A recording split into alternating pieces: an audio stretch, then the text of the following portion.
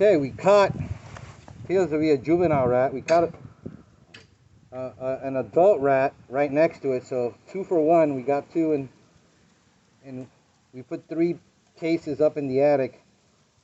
And the reason we use this case, if you notice here, I sound weird because I got a respirator on, full PPE.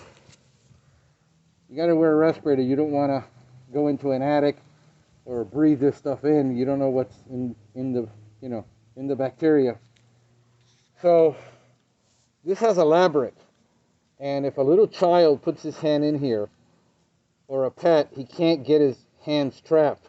The rat has to go through the labyrinth in here and get caught. And this is what we use for safety inside a home. And even if we're putting it in the attic or we're putting it in a home, we carry this station.